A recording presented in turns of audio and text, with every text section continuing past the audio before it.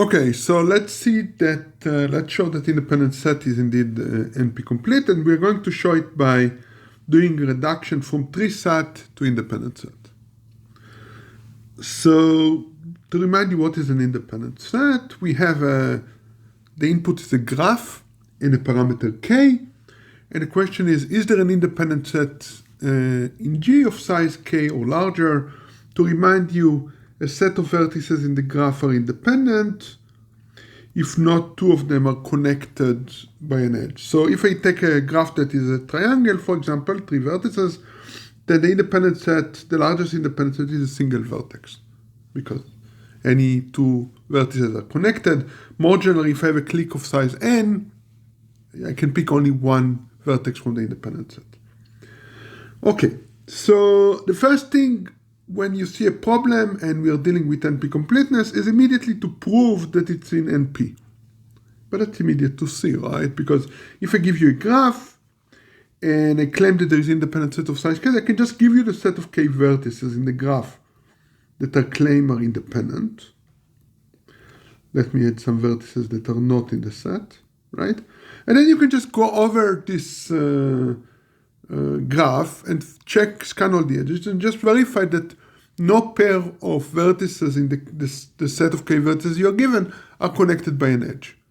So given, if the answer is yes, there is a short proof, which is just the set of independent vertices, and verifying the proof is easy. You just verify that the set is indeed of size at least k and it's indeed independent.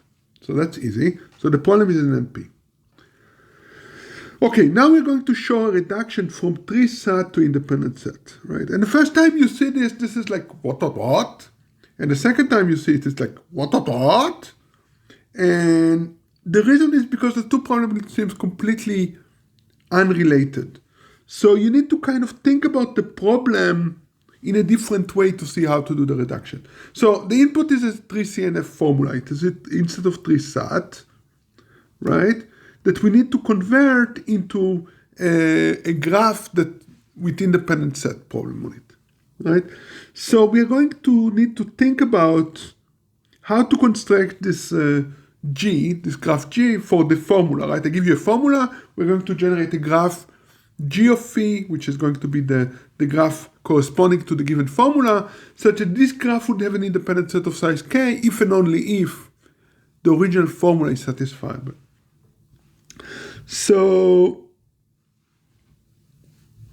this is really surprising, right? Because tree set, we already saw it equivalent to set. It's a very powerful problem. Independent set seems like a much more simple problem, right? You have a graph, you have to select a set of vertices. It doesn't seem as expressive and as deep as tree set, but this reduction in fact shows that the 2 problems are equivalent and polynomially equivalent. Solve one, you can solve the other. Okay, and it's important here that we're using 3CNF formula because the reduction would use the fact that it's a 3CNF formula.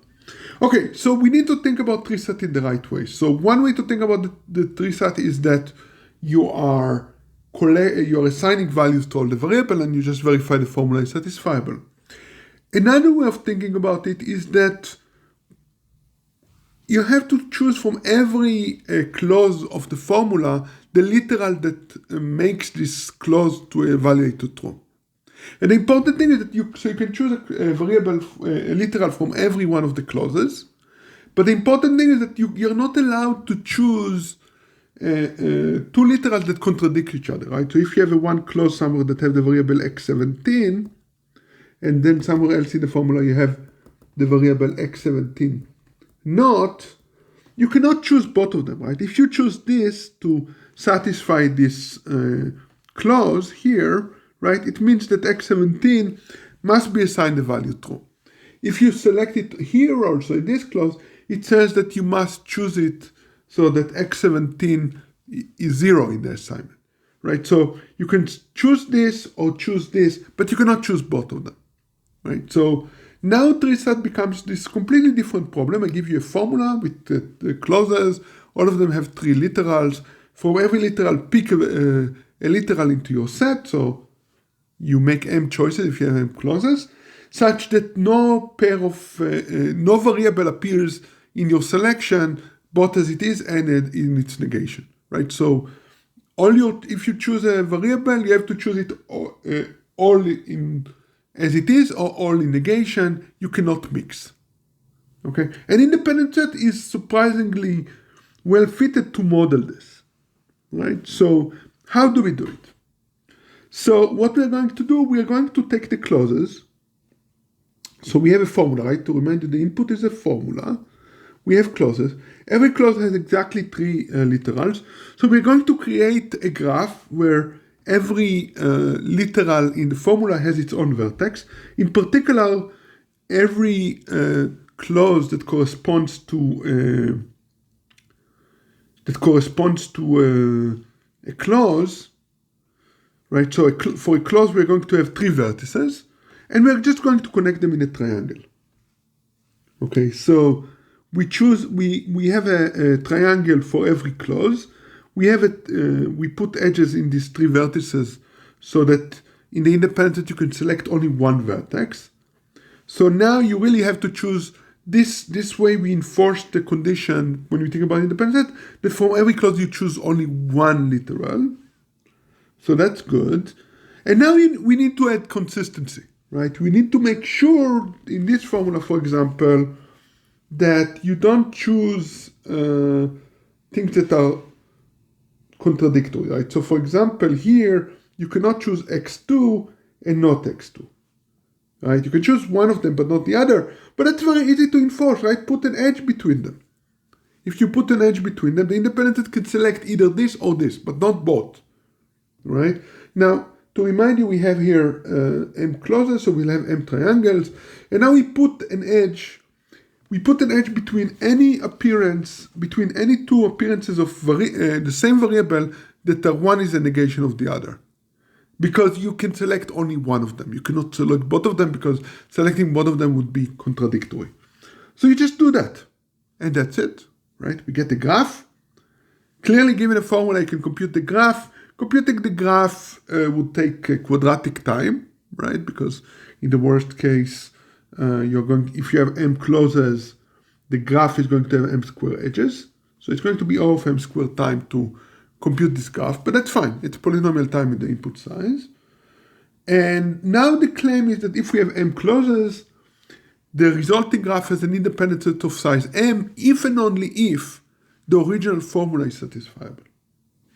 Okay, so let's prove that.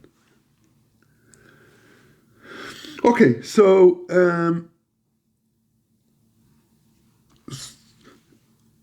maybe before proving it, let me just recap the reduction.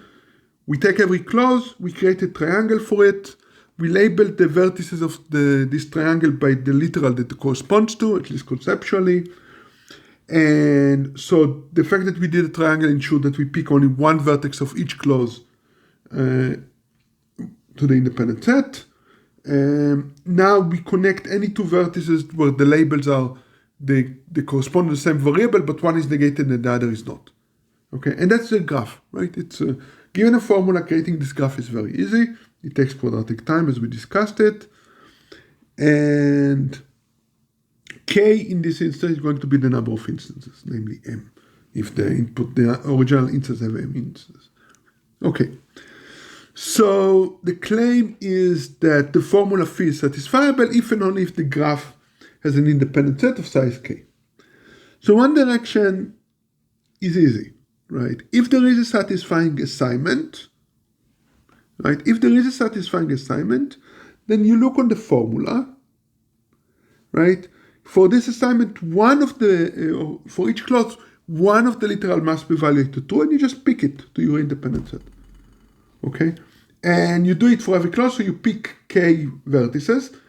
Not two vertices that are picked are connected by an edge because the assignment is consistent, right? So not two vertices are connected across triangle only if they contradict each other, right? They're complement of the other. So none of the vertices you pick are going to be connected by an edge. So this is indeed an independent set, right? Because from every triangle you pick a single vertex, and no pair of the vertices picked have an edge between them. So this is indeed an independent set. So this is the easy direction.